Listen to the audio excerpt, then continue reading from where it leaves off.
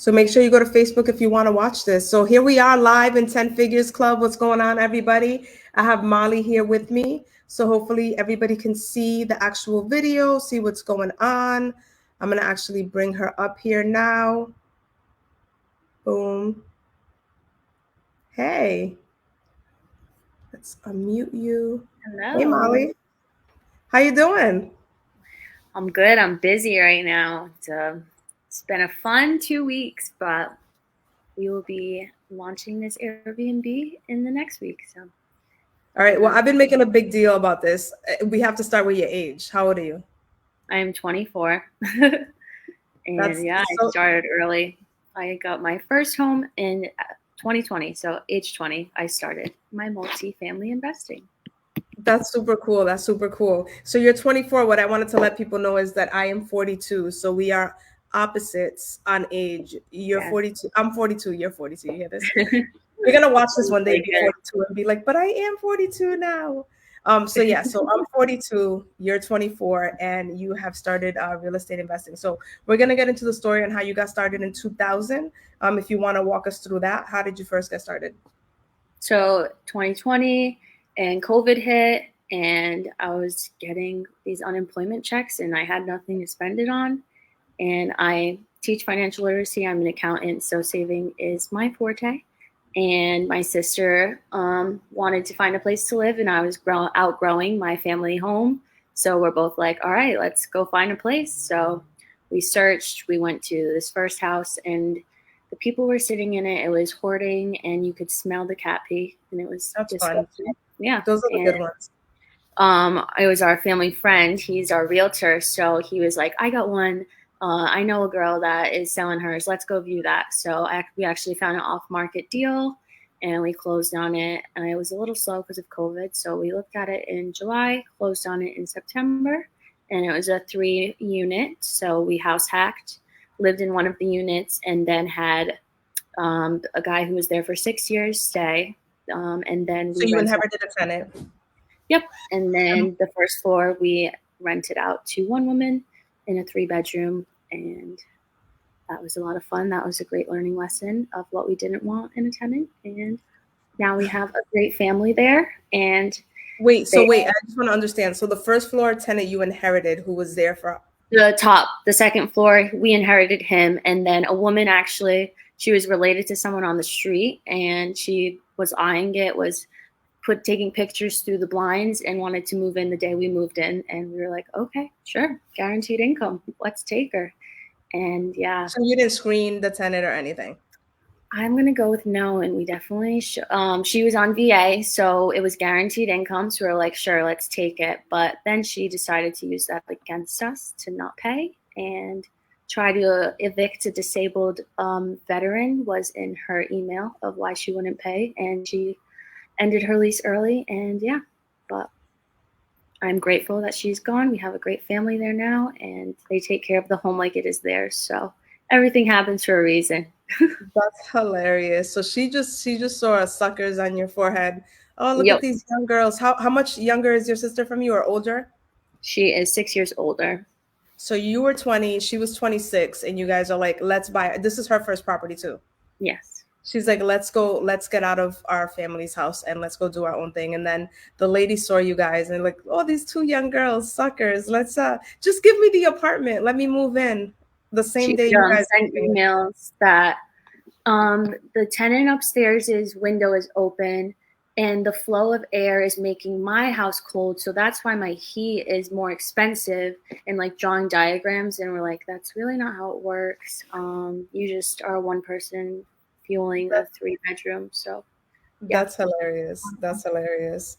So that's funny. So all right. So then she ended up leaving finally, right? Mm-hmm. Did you have to evict her? Like, what was that process like?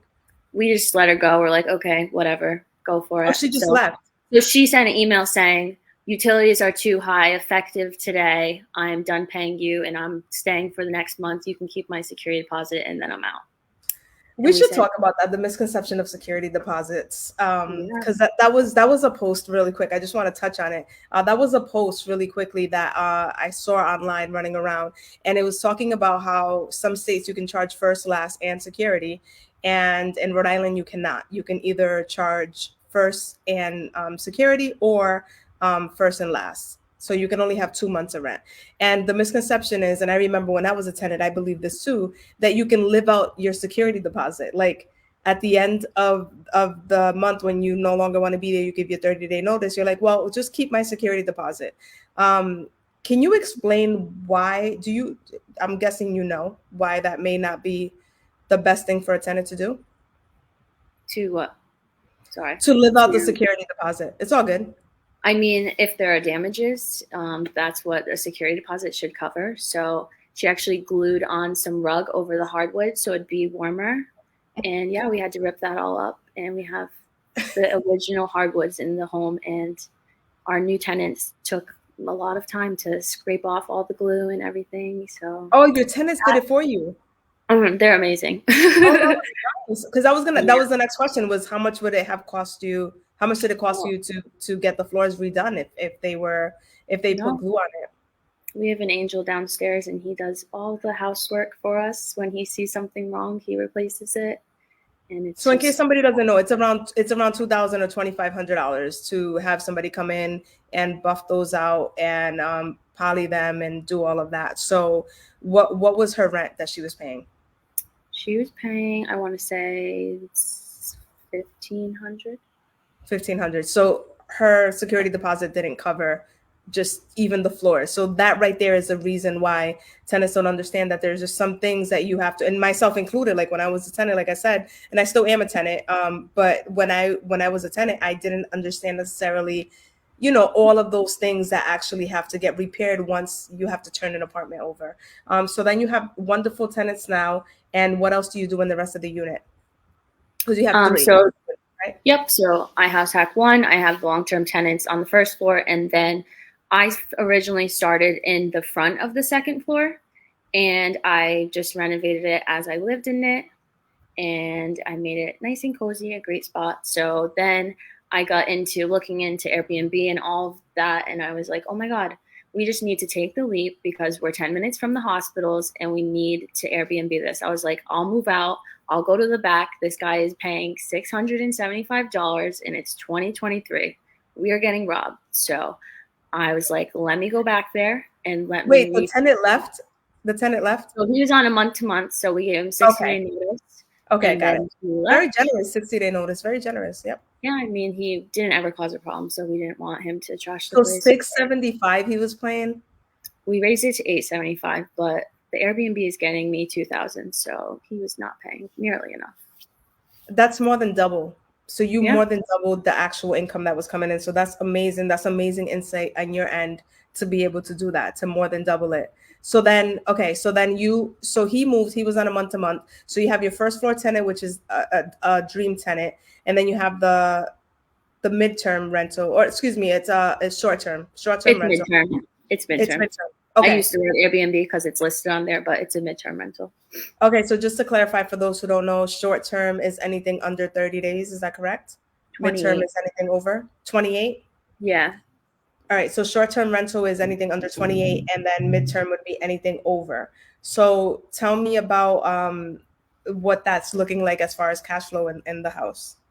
Yeah, so downstairs mostly covers the mortgage, and then that unit is now profiting us about $1,000 a month in cash flow with me living in the third unit. So it's been a wonderful change. And that's really good. So that when I renovated, I left everything that I acquired and just made it fully furnished that way. And then now I'm working on the back. I'm doing the renovations myself, just like I did with the front. I refinished the cabinets, painted walls, built stuff. And then the bathroom is my last piece. Once that's done, everything I've put in there will stay and I'm out. So that should bring us another $2,000 and our 3-family will cash flow us $3,000. That's perfect. That's perfect. So right now it's cash flowing $2,000. $1,000. Right now it's cash flowing $1,000. And when you are done fixing up the unit that you're living in and move out, then you're going to be cash flowing $3,000. Yes. Which is huge. What were you cash flowing when you first got it? Nothing? Nothing. We were. You were paying out of pocket, I'm guessing? No, we were making like $200, but when you account for like the water bill that's shared, it was probably like breaking even or maybe $50. But yeah, that's another thing definitely that is skipped on the calculations when people are talking about real estate investing. 100%. You know, you're paying for the mortgage, right? Which, you know, you were covering that, and then you had $200 left over after the mortgage. But like you said, you have water bill, you have taxes and insurance. Sometimes you have to calculate vacancy, which is like a 10% that you want to throw in there. Sometimes you want to have money for maintenance, different things like that. So basically, even though you were getting 200, you still had to pay for things. So it really wasn't $200. There was no cash flow happening with that property. And now, when you're right now, after you fixed the tenant situation, you created an Airbnb in one of the units. Now you're making $1,000 a month. So you went from losing money to making $1,000, and that's because you made the apartment nicer. Which I wish you had before and after pictures. I don't know if you do. Oh, I do. I can pull them on my phone. Yeah, that'll be cool. For us to actually check them out. You could also. I don't know if you're able to share screen. I know I can. I don't know if you have that. I have it on my laptop. You do or you don't? I don't think so. They're just like a short album. It's all good. So yeah, to see the before and afters on what you actually did on the repairs would be really cool. I want to also shout out some of the people who are coming in. I see them coming in on Instagram. I see people in on Facebook. If you guys want to watch this, I'm going to be cutting off the Instagram very soon. But if you want to watch this, you have to go to Facebook and search for 10 Figures. And once you search for that, come into the group, ask to be let in, and then you'll be able to actually view the video. Which I don't know if my VA is on this or not. So let me try to, yeah, I see people waiting. So yeah, so basically if you want to come into the group, just go ahead and look for this on Facebook. On Instagram, I want to give a shout out. I know I saw people. Let me hit up the Facebook people first. So we got Dave Brown in here showing love. We got Nikki Harper showing love. We got Christine Francis Matrone showing love. She's a civil engineer from Rhode Island and an investor. Shout out to her. She has an Airbnb in Bristol, actually.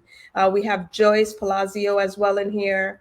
We have Raul, the house plug. He goes to the auction and buys properties. So if you're in the Facebook group, all of these people you can actually network with. I bought Raul's first property that he sold. I think he made 40 grand on it.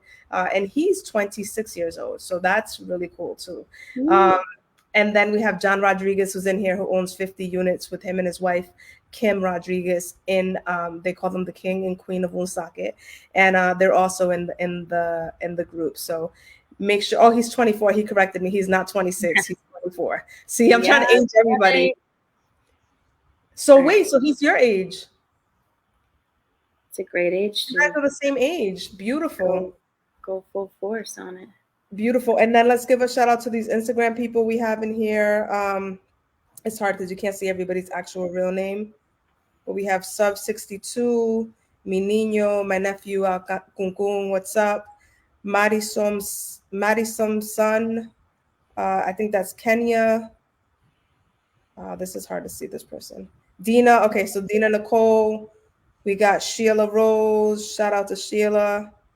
Maddie Zomzon, et cetera, et cetera. All right. So shout out to all you people. I'm going to go ahead and leave Instagram now. We are going to talk about, you want to show us some pictures real quick? Yeah. So this is the before of the kitchen.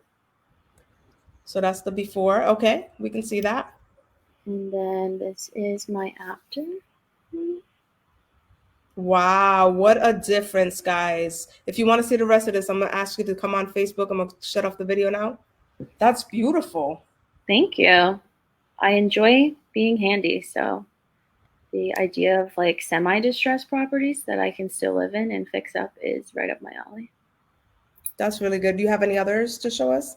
Yeah, you actually did all of that, right? Yeah, everything that is here is me. So that's the before. Bathroom, disgusting. I don't know who puts that on the wall. And then let's see. I didn't really do much with this, but I just made it not be. No, you did a lot. You changed the color vertic horizontally. Yep, and I installed, put in new tile. It was just like some. Now, is that just white paint? It's hard to see, but is that okay? Yeah. Sorry. It's all good. We're doing the best that we can. So I installed all new laminate flooring. I'll show you. It was all carpet, and it smelled like a dog, and it was stained everywhere. That's fun. That is the before. Is that a rug? Yeah, just a rug and long room. And then It looks nice and bright too in there. it is, that was one of the reviews from our latest guy, was he loved the air, the space. And then I put new flooring in. Wow, what a difference. And then once it's furnished, it looks really nice. I can't see it. I know, I wish I could just share my screen. Maybe if I change the blank. That looks really cute though. Yeah, no, I can't see. It's all good. That's it. It looks so nice. Thank you. That's really nice. So that's the midterm rental. Correct. And then I love a black wall, so I added a black wall into the bedroom. Which we talked about today for Florida. I installed new light fixtures, and that was really all I had to do with that. Oh, I love that light fixture too with the little bulbs going in different directions. That looks so cute. And that's what I'm putting in this one now. So let's talk about how much you spent on like doing the renovations and the work. Yeah, so that's like my favorite thing, is making a room look chic on a budget. I really don't. I'm like, renting in Pawtucket is not really necessary to be like amazing. So these people are going to pay, and so really it was just like sanding the cabinet. Well, it does look amazing, by the way. It does look amazing. Not amazing if somebody's like a slumlord and doesn't take care of their property. I think you're doing a great job. Thanks. I'd say I couldn't even put it. It was so like gradual. Okay. You haven't ran the numbers on it. Go ahead. Yeah. Maybe $5,000 maximum I put into that, but. All right. So you put justify 5,000. I'd probably. And you did it slowly. And you did it slowly. Yeah. Right. And your cash flow in $1,000. So in 5 months you would make your money back, right? Mm-hmm. So how long have you had the property? I've had it since 2020. So. Yeah. So, and how long have you been cash flowing $1,000? Since September. So 8, 9, 10, 11, 12, 1, 2. So we're on the 5th month. You just completed your 5,000 today. So moving forward, it's going to be profit. So that's great. That's great. And then also, what was the other part? What did you buy the property for? We bought it for $330 at 2.3%. That's great. 2.3. Yeah. That's excellent. That's excellent. At 230. So what's the mortgage on that? It's like $2,097. I'm pretty sure. $2,097. So one of your units covers the mortgage. The midterm rental at $2,000 pretty much covers the mortgage, and then the other tenant is just additional. That's perfect. That's a great setup to be in. Who else can? So and then you only put $5,000 in. Do you want to tell us how you acquired the property, like how you qualified for it, how you bought it? What was the process? So we, my sister, so we split it, but we agreed that she would use her FHA for one of this one, and then the next year I would use my FHA, I can't speak, for another. But we didn't really, COVID hit and we just stopped. So we bought it with her down, 3% down, split the closing costs. So I think we each paid $7,500, and then moved it into an LLC and transferred the deed over. Okay, so $7,500 each of you. Okay, so you and your sister paid $7,500 each, and then you bought it with her FHA, right? Yep. So it was only 3% down, which FHA, I think it's a 660 minimum credit score, and you only put 3% down of the purchase price. And so another option is also conventional, which also can give you different options, but you can pay up to 20% down payment. But FHA is a good way to start. So let me ask you, as a 20-year-old, how did you save up $7,500, or where did you get the $7,500? Yeah, like I was saying, my unemployment checks from COVID, I had a server job where I made, I think like $30,000 that summer. So they accounted for that in the checks. So I was getting $1,000 a week from the government, and was like, yeah, I saved it all and just put it into the house. So if I understand you correctly, when you say a server job, a lot of people don't know that waitresses get paid $2 and change an hour, which is why you're supposed an hour. And then I love to work, so I was going to Spain and studying abroad that year. So I worked 7 days a week, doubles, so 12-hour days, 7 days a week. I think that summer I took 3 days off. So I definitely worked hard for money. And so after the $2 an hour for all of that work, right? You then also got tips, and then you were able to calculate your tip money. This is why it's important to report your tips. Like, people don't realize that when you're self-employed or anything like that, or working as a waitress or a bartender, you should report your tips at the end of the year so you can qualify to be able to buy things, or in your case, qualify to be able to get unemployment when when they were giving out the stimulus money. So you saw an opportunity that most people just sat back and enjoyed the money and just didn't do much Yeah. with it. My friend was like, "Oh, I bought a bag." I'm like, "Yeah, well, I'm not the same." So you instead decided to save your stimulus money and use that as a down payment for a 3 family with you and your sister. Correct.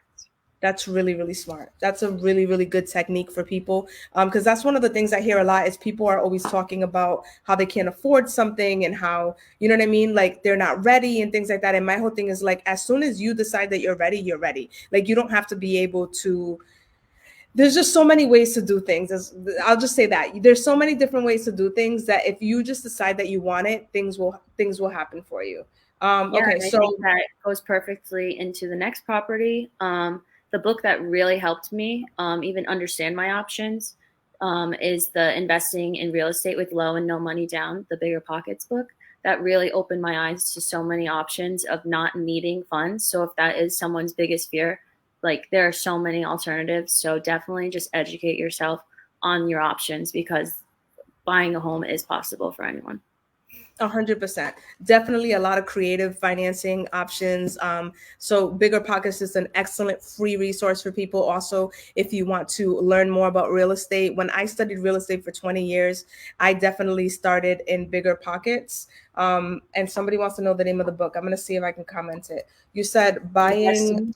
It's Investing in Real Estate with Low, and then in quote parentheses and No, and then Money Down, by Brandon Turner. Brandon. So when I started on Bigger Pockets, um, Bigger Pockets, it was before Brandon was there, and it was before they had the podcast. So that's how long ago I've been on Bigger Pockets, when they were just like it was like a blog website, and they used to just have articles on real estate. So I used to learn like all these different things. So I went ahead and put that there. Bigger Pockets is kind of like a Facebook for investors. There's a lot of investors in there. I'm in there. I just haven't gone there in a long time, but I'm definitely in there. I've met a lot of people in Rhode Island on there and in different states. If you ever want to research different states, that's also another great tactic to put in. All right. So I just want to really quick touch on some of the comments. They said, beautiful kitchen, great job.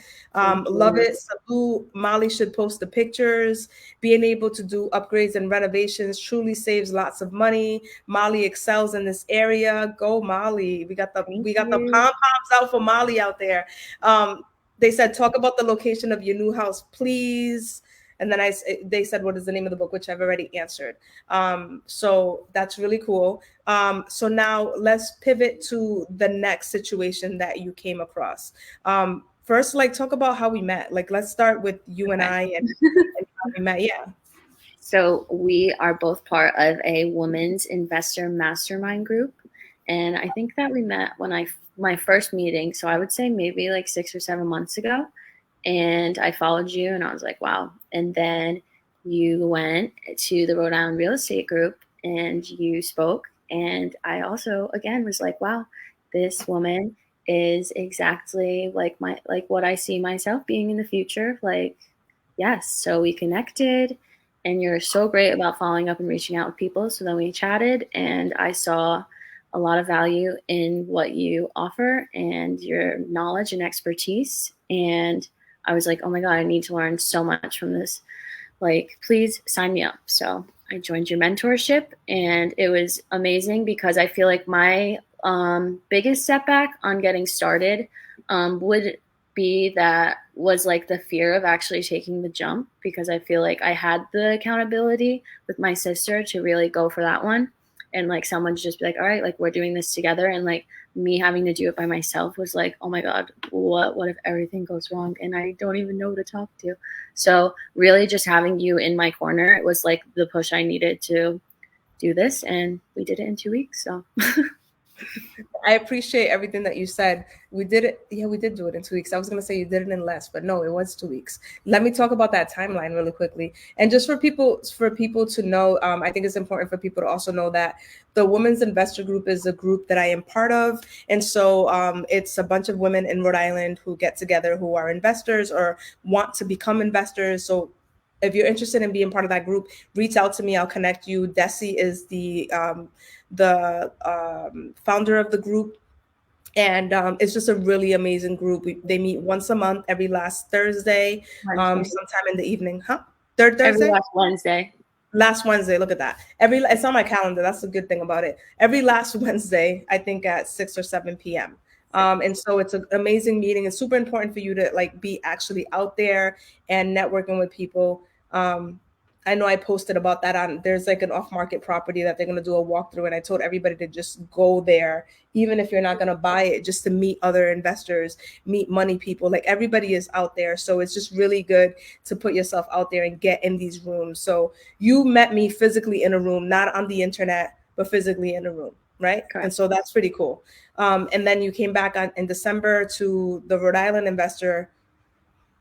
What is it? Rhode Island Real estate investment group. Yeah. So RIREG, I was a speaker in December, and I talked about like the power of social media and how I was able to work on deals through social media. And so that is another group, which every state has one. So whatever state you want to invest in, you want to be part of the investor group of that state. So this is the investor group of the state. You pay a membership and you can go listen to different speakers every month. And I've been going to that for years, but I just became a member last year. And so even before I was investing, again, I put myself in these rooms. I made myself familiar. I try to see who's really doing things, who's really moving and shaking, so that I knew who to connect with when I wanted to make my own moves.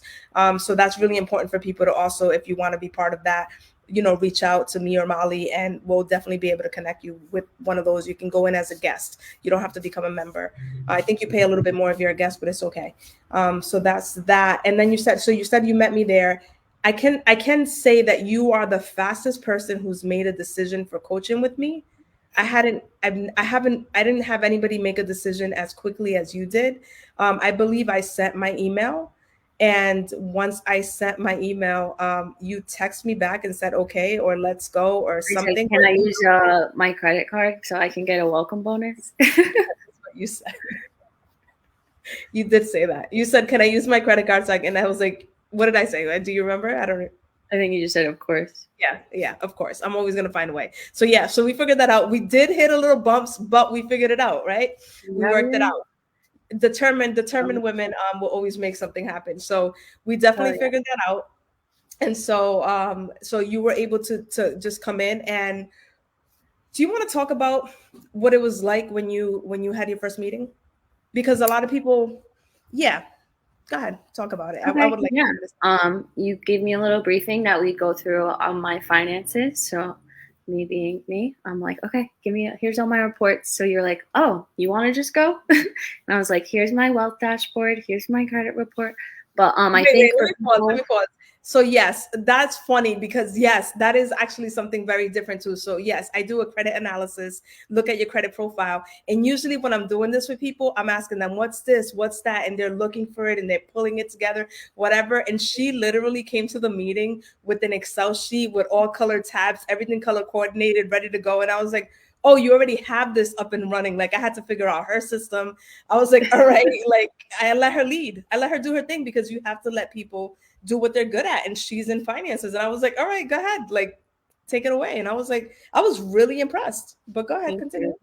But what I'm getting into is if people don't have this, that initial session is super helpful for you to just give them some sort of blueprint on like fundability, improving credit scores. Like that is what I do. So I'm like, this is so like amazing that you're providing this resource for people. Like a lot of people need that education and they lack it. So for you to even now provide financial literacy as your initial meeting, just even if that is the only meeting that they have with you, can go off and improve their credit or find more ways to save or find more ways to fund things. Like I think that was a great initial meeting. 100%. I think what happens with people a lot of times, a lot of the misconception people have is I don't have any money. So a lot of people always think like, I'm not ready to buy, I don't have any money. And I'm like, you don't understand. I bought my first property with $500 and I borrowed the $500. Like, don't tell me you don't have any money, because every single person I talk to has more money than I had when I started.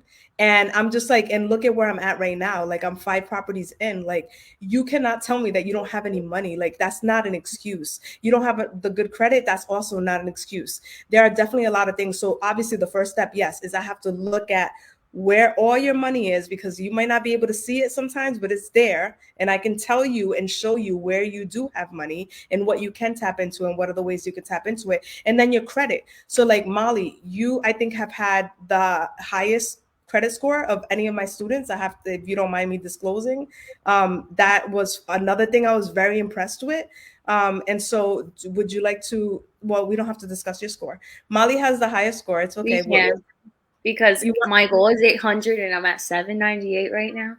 Thanks to you, I got it up 11 points. So one little tip that I didn't even think of helped me improve it. So I'm getting to 800 by the end of the month.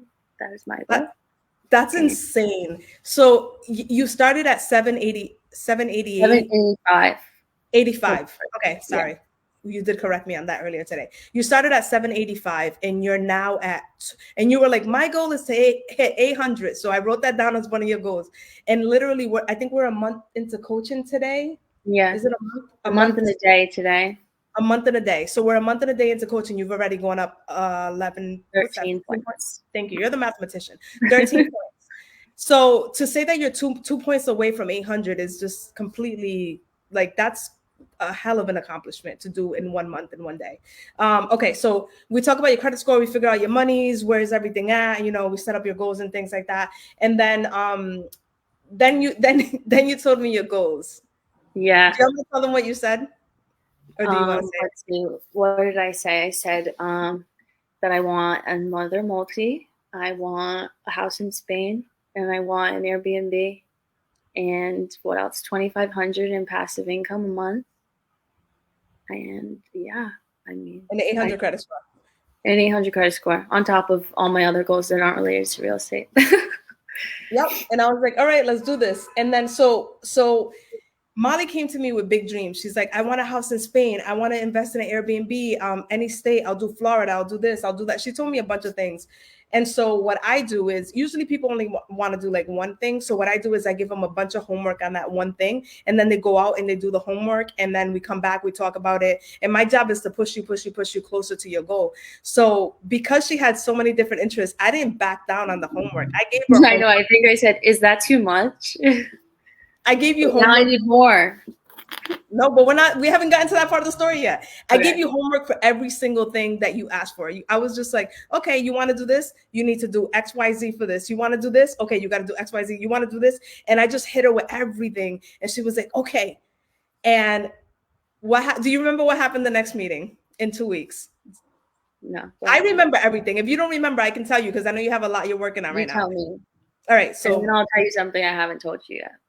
Okay. So in the next meeting, she comes to me. She's like, oh, this isn't working. I keep putting in offers. Nobody's trying to work with me. I keep trying to arbitrage Airbnb. We did submit an offer. I don't know if it was the first week we submitted an offer a little bit under ask.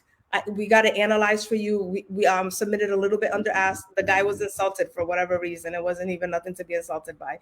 But we decided to pass because, we knew what our terms were. So she was discouraged. We're 2 weeks into coaching. She's discouraged. She's like, I don't know. This is too much. It's just not working out. Blah, blah, blah. And I was like, okay. So you're trying to buy a property in Spain. You're trying to arbitrage an Airbnb. You're trying to figure out this and that. And then I said, what is it that you actually want to do? Because the first conversation, she wants the whole world. And then by the second conversation, she's like, well, the whole world is a lot right now. Maybe if I just focus on this one thing. So she said, I really want a property in Florida.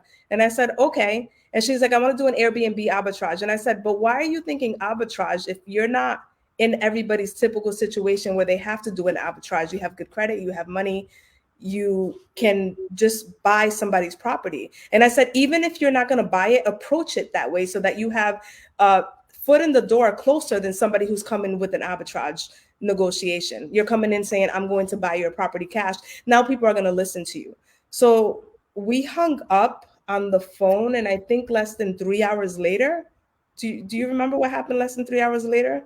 I sent you a deal, a screenshot, and that was my homework from the first session, was to join like 17 to 20 Facebook groups of all different off-market properties. So that night I spent hours just scrolling through, and I found one.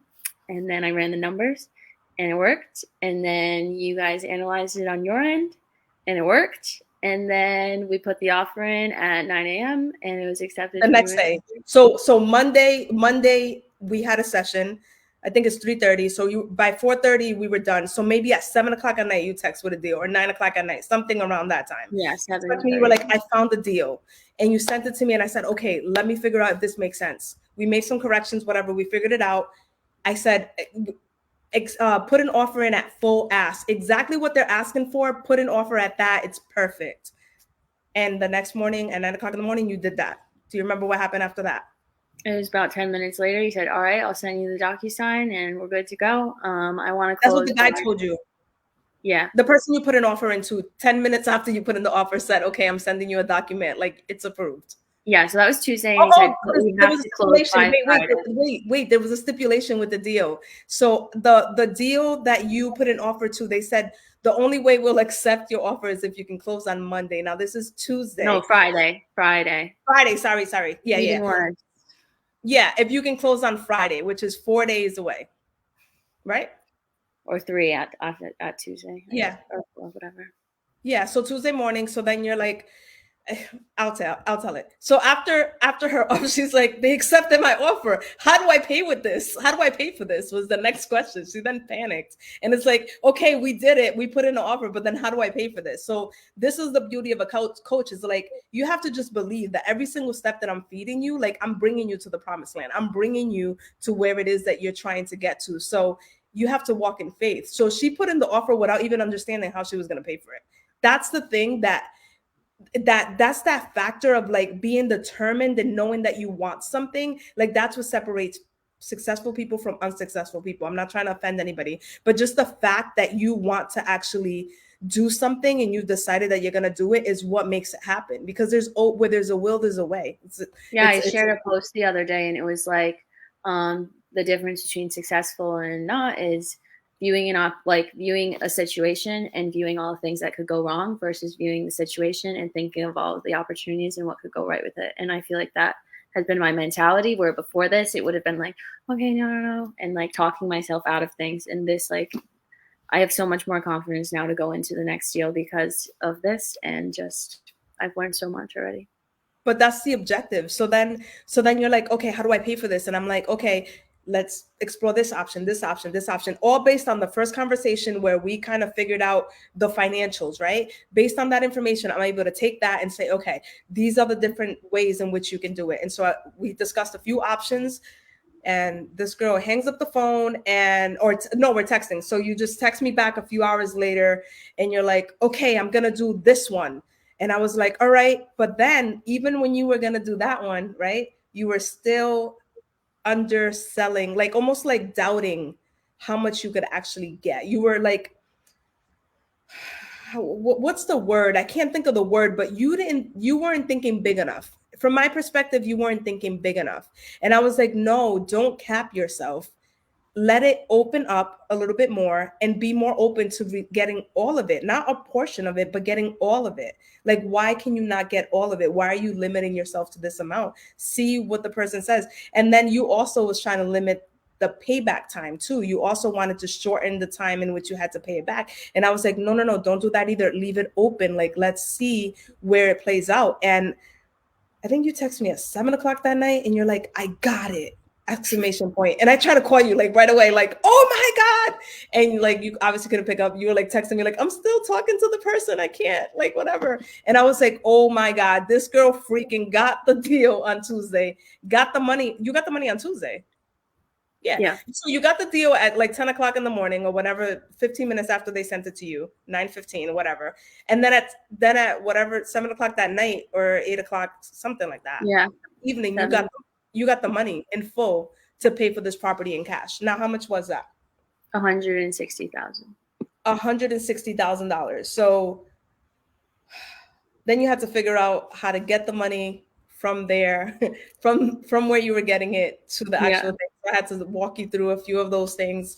And there's a lot of behind the scenes stuff. Like I don't want to get boggled down into the details of like every single little step, but there's just a lot of little things that people just don't realize are going to come up, and you just have to be able to get out of it. Like every single little thing you have to be able to get out of it. So that was the beauty of it, is like hearing like every place you got stuck and like being able to push you through. And I just kept going, okay, what's next?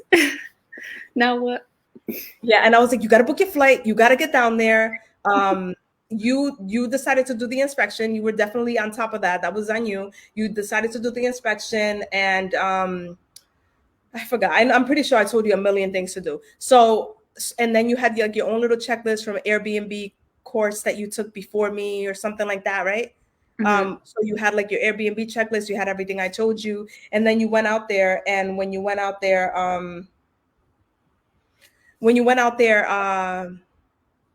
you video chatted me and showed me the whole entire property. And when you did that, And I it literally. came with beds.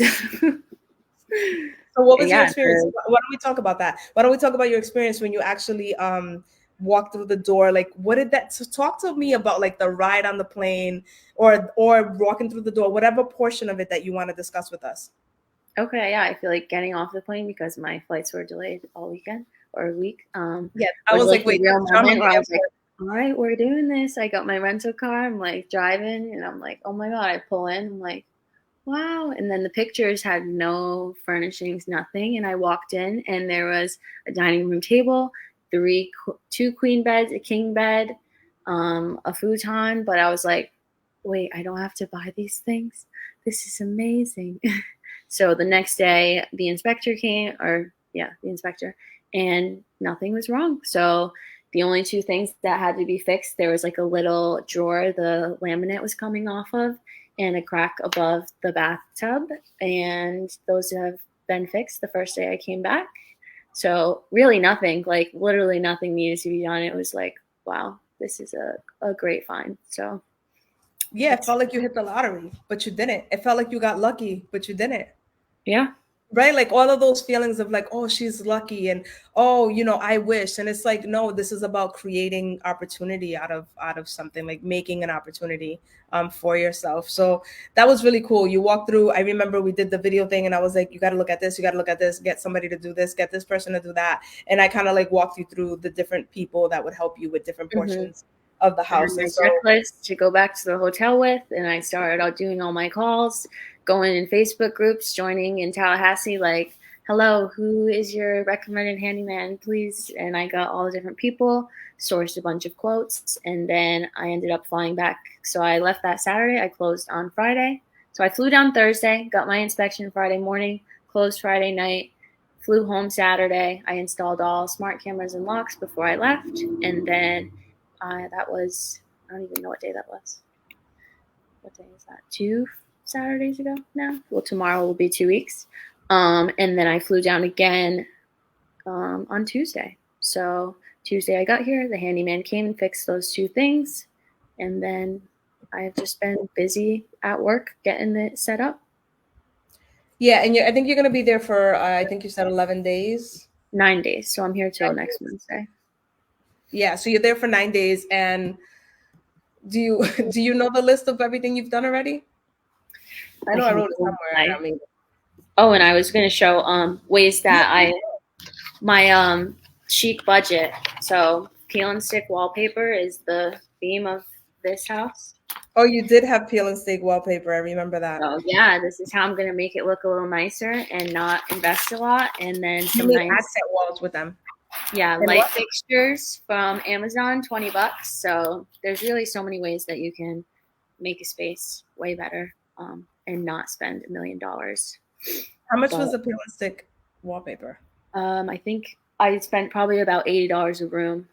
It's by roll, so That's really cool. And you don't have to paint or anything. You just throw that up on there. And I saw it. It looks really cute. I think you're on a laptop, so you're not able to I show can us right. let's see. And your sofa that you're sitting on that you I brought in from Costco.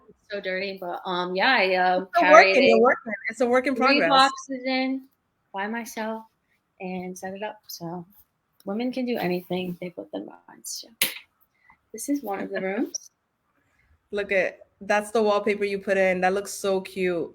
I can't wait to actually make it look good. So stay And tuned for you have photos. leftover yet, right? You have leftover wallpaper or no? Yeah. So I'll leave that in case anything happens. And this is the other one. Let's see.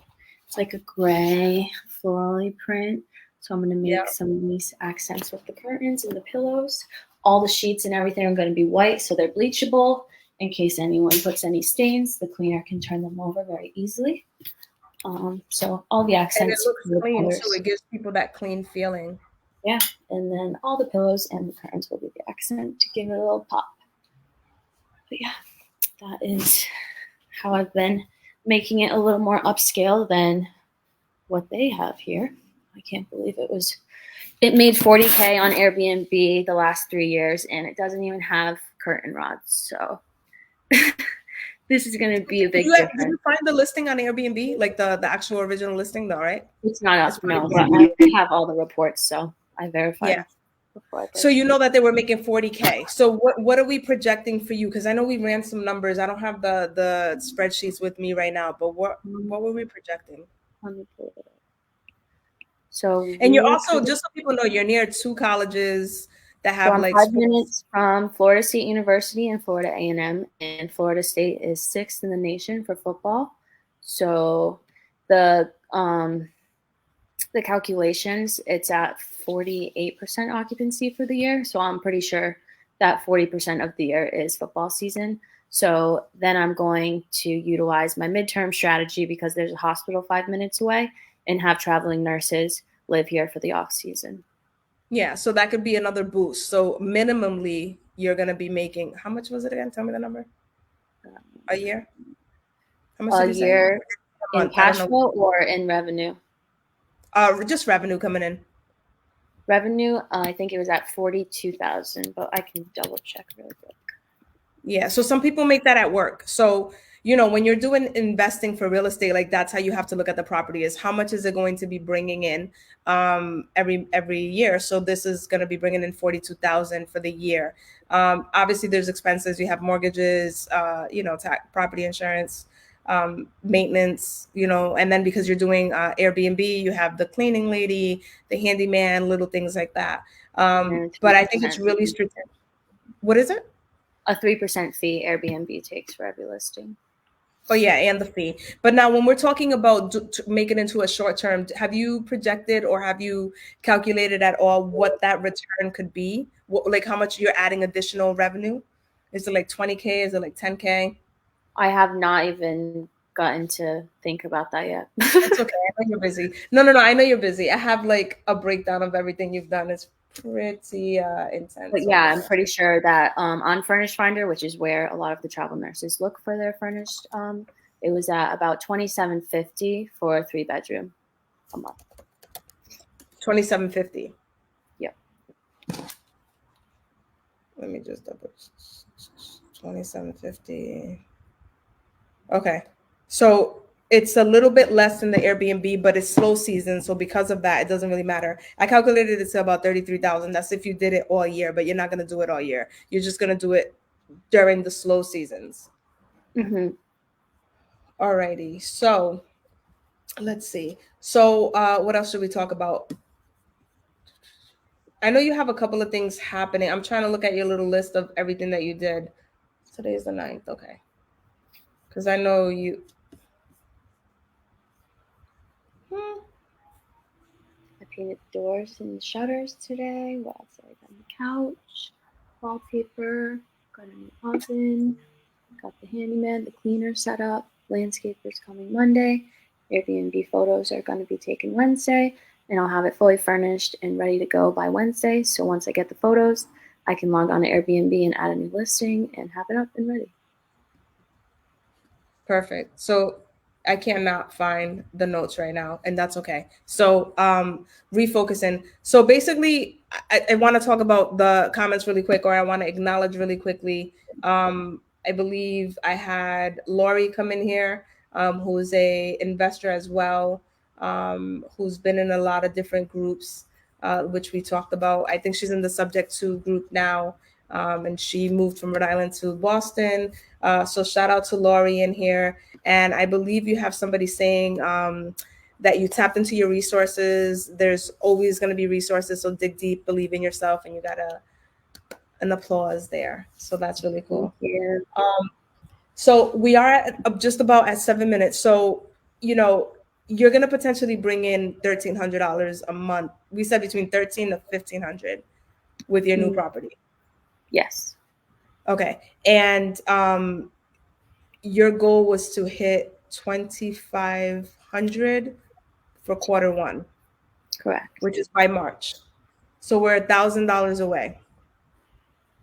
So we started talking about your next moves today. We talked about your next moves. So you're only 1 month into coaching. We still have 2 months left. You're gonna be done with this on Tuesday. Yep. Tuesday, everything is gonna be furnished. Everything is. You got a new stove. Like you just did a bunch of stuff. TVs. You found like a TV very inexpensively too. I got 2 TVs for $50 on Facebook Marketplace. Good. So there's always a way to find a savings. So you did all of those things. It's going to be ready to go on Tuesday. It's going to hit Airbnb on Wednesday. Once I get the photos. So I'd say he'd probably get them to me by Friday. So Saturday, I'd say it'd be up and live.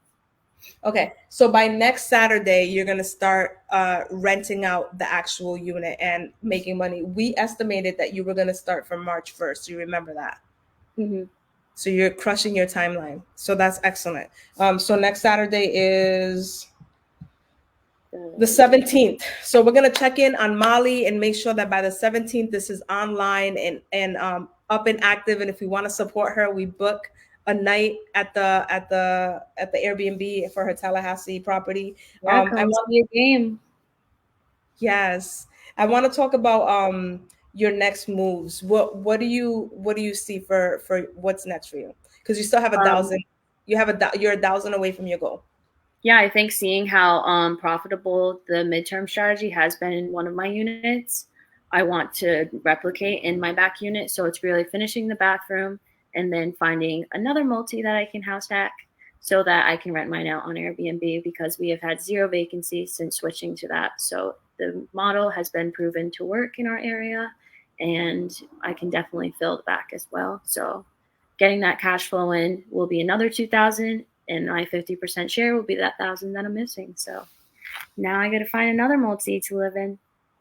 And so you're looking for another multi, and then you're going to be making $2,500 a month, just chilling on top of everything else you do. So before we leave, can you tell people what else you do outside of going down to Florida and setting up an Airbnb for yourself? So, and also, really quickly, if you guys have questions, please type them up so that she can answer them before we get out of here. But I want her to tell you what it is that she does. So, Mollie, what else do you do?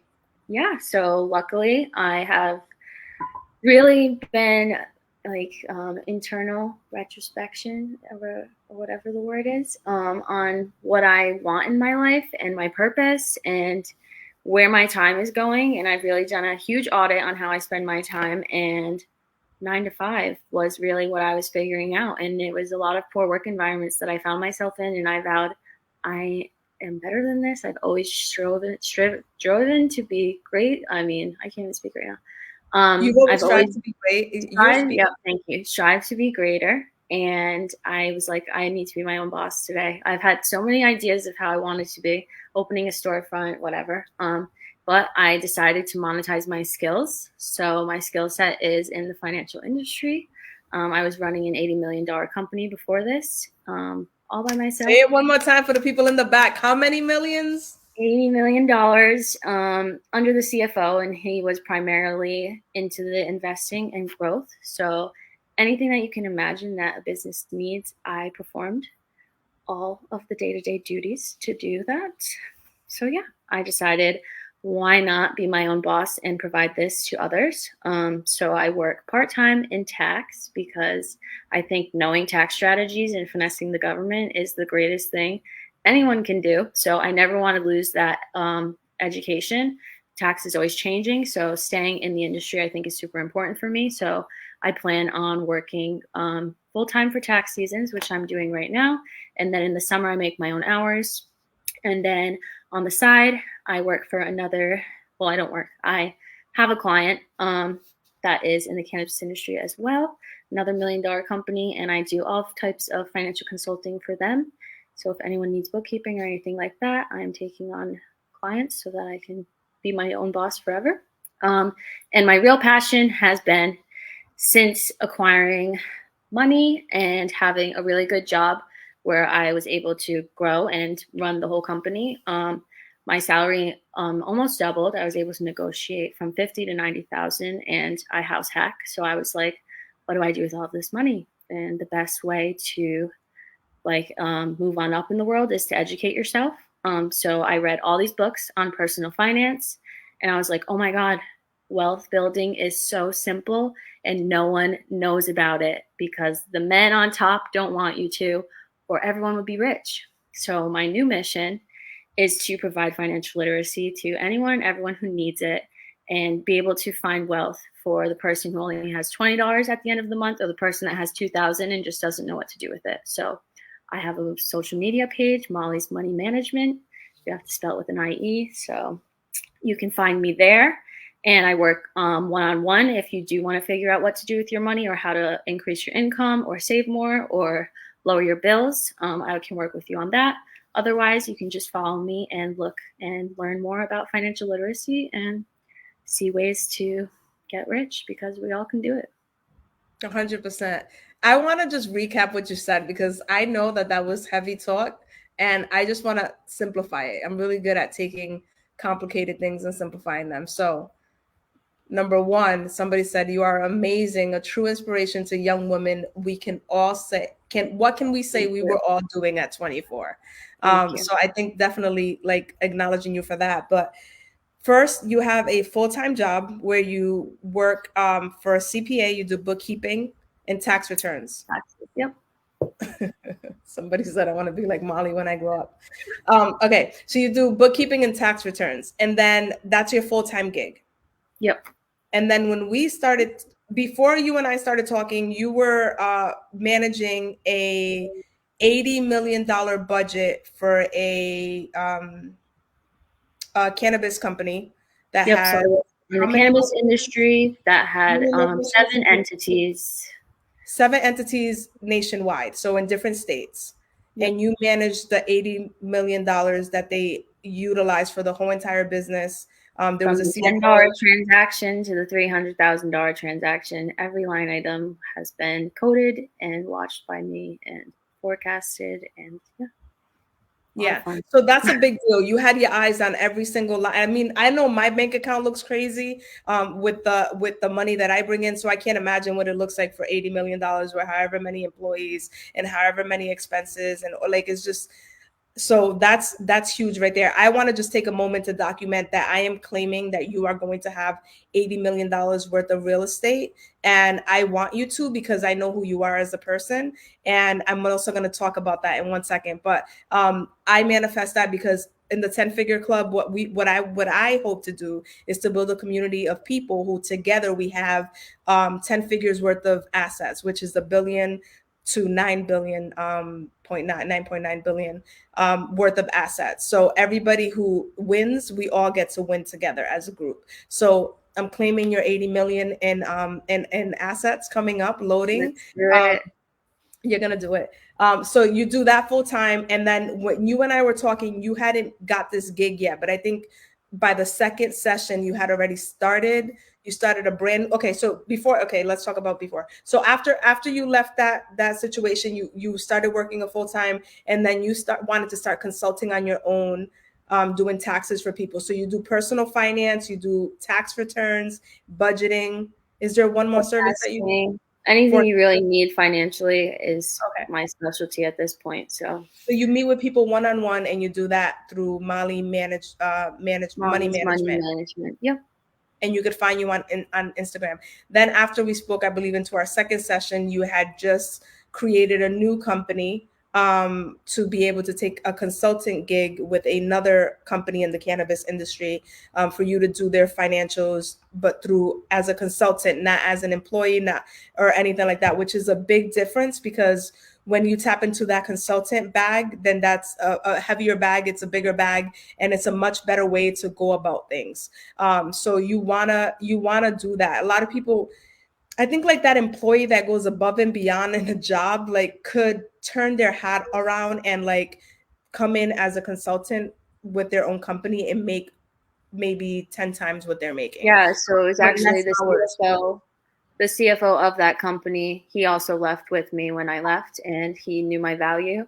And he was like, I stay up all night, and I just know I need to reach out to you. He was like, I'll do anything to get you on board. You don't even have to be like my employee. And I was like, bet.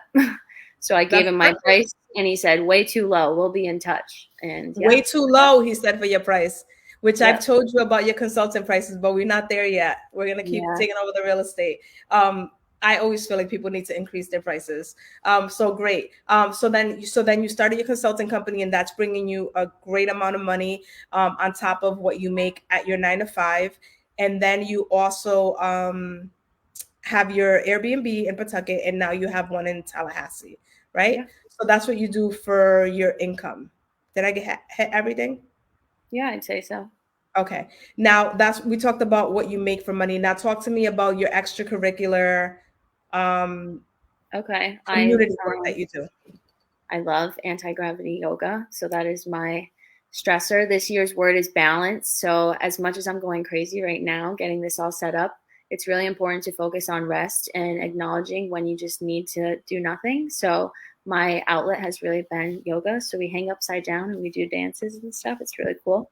Otherwise, I was appointed in January to the board of Rhode Island Jumpstart, which is a financial literacy coalition. So we educate educators and K through 12 students on becoming financially literate. And I just became the treasurer last week. And then I also was appointed to the board of Habitat for Humanity. And we work with low income families and provide them with homes. And I was asked to be the chair of the event and fundraising committee today. So there's a lot on my plate right now. And I'm super excited because it is a totally different change from a 9 to 5. I am able to create an impact, fly down to wherever I want, work wherever I want. So I'm actually going to Spain in August to live there for a little. I'm getting a one-way ticket. And yeah, it has been the life that I actually was able to create, and anyone can do it. You just need to figure out what you really want and then don't stop until you get there. So that is my biggest piece of advice. And you can do anything. Anything is possible. You just have to believe that you can. And I'm gonna say that when Molly goes in August, that she is going to go into a property that she owns, and I'm gonna make sure of that. I want to also say that it sits on the board for Jumpstart RI, which is about financial literacy for the community, and then Habitat for Humanity, which is an amazing organization that they make houses for people of low income, and they actually have storefronts as well. So on top of like sitting on the board, she's actually like doing this in real life, like in real life. For her Airbnb, she is gonna go to the store, I think on Friday. No, today's Friday. Saturday Tomorrow. or yeah, Saturday, tomorrow. Okay. So tomorrow you're gonna go there and you're going to look for different elements that you can incorporate into your Airbnb in Florida. Mm-hmm. And you also go Yeah, ahead, tell them. it's called a restore. So it's really just a store where they resell anything that you donate to them. So there's ovens, there's washers and dryers. So that's really a great place to go if you do have properties. They have cabinets. They have basically everything that you can find to build in a home. So all the profits that they make in there goes towards their next builds in the community. So our closest one, if anyone's in the Providence area, is going to be Route 1 on Attleboro. You can just go in and everything is significantly discounted. It's all donated items from people's homes, or there's Williams Sonoma and stuff. I'm not supposed to say it, but it is. They're donating a bunch of stuff there. Yeah, What day? so yeah, I know, right? She said she'll let me know, so I'll put it in Yeah, the group. that's Um, funny. Yeah, let and us I know. have We the want to go over futon there. here and the table, the dining room table. So I'm able to have them. I'm going to call them. They're going to come pick it up, and then they can sell it in their store for their build down here. So So you're giving back. You're literally taking the items that you have in your house that you're not going to use, and you're going to donate it to Habitat for Humanity. They're going to come pick it up, and then you're going to go put money into the store and actually buy other things that people donated. And and you're sitting on the board. So like, Yeah. again, Mollie has to get to 80 million because I know that Mollie is going to continue to do good with anything that she touches. So I'm Thank really you. proud to be your coach. Thank you. I'm really, really proud of you. You've And I know been that a you're great going to help. continue. I'm sorry. I I was said you've been talking, a great Mollie. help. I was talking. Just kidding. I hate Zooms because I never know when to talk or not. I'm like, oh my God, I'm interrupting. You're doing great. You're doing great. No, I was just saying that it's been an honor. It's been an honor to watch you, and I'm just going to continue to push you and continue to see, watch you do amazing things. Somebody wants to know the name of the resale So store. it's It's called Habitat for Humanity Restore. And you can find them in any location. I think another one is in Dedham. There are a lot of places, but there's not one in Rhode Island yet. all right. So they have one in Attleboro. Right on Route 1. And Mollie can put all this wonderful information online for you guys, and she is in the group, so you guys can reach out to her anytime you want. I went ahead and put it in the chat. I don't see any questions, so I want to just take a moment to just thank you again for coming on. I enjoyed my time. I hope you enjoyed your time. And is there anything else that you want to tell people or take the jump? Okay, you want to inspire You'll people. figure it out as you go, but just getting started is going to set that fire that you're never going to want to stop. So I'm getting 80 mil because I'm not stopping now. I believe it. You just literally have to take that first step and then everything else comes into play. Well, hopefully you guys, if you know anybody else who needs inspiration in order to get started into real estate, please invite them over to the 10 Figures Club on Facebook. It's a private group. I put off-market deals all the time. I'm starting to do wonderful lives with people. The last live we did was on Subject 2, which is a creative financing way of purchasing a property. There's definitely a lot of things to learn out there. There's a lot of heavy hitters in my group chat. I mean, not in the group chat, in the actual group. We have about 30 million worth of properties, but only 1/4 of the group. Well, now it's like less than 1/4. Now it's like maybe 13%, 10%, because there's more members. But yeah, so a very small amount of the group has disclosed how much they own. So we're at 30 million. But if everybody else can send me a message and let me know how much real estate you actually own as far as like the amount, because the whole point is for us to get to 10 figures. So I want to know where we are as a group, like how much do we own? So if you guys can do that, that'd be great. And if you want to refer other people, I'm also offering coaching. I'm looking for 5 students for coaching. It's $7,500 for 3 months, bi-weekly meetings, and I will push you. I will get you to the goal. Don't think you don't have enough money. Don't think you're not ready. Don't think you don't have enough credit. There are a million ways for you to get into real estate. And I can guarantee that I'm going to help you do it the way that you need to do it, that fits your lifestyle, your personality. Everybody's different. So I coach people based on their strengths and where it is that they're trying to go. And I will get you there. So if you believe, I believe. Let's get it done. All right, everybody. It's been great. Thank you so much, Mollie. I really appreciate you. Everybody have a good night. Bye.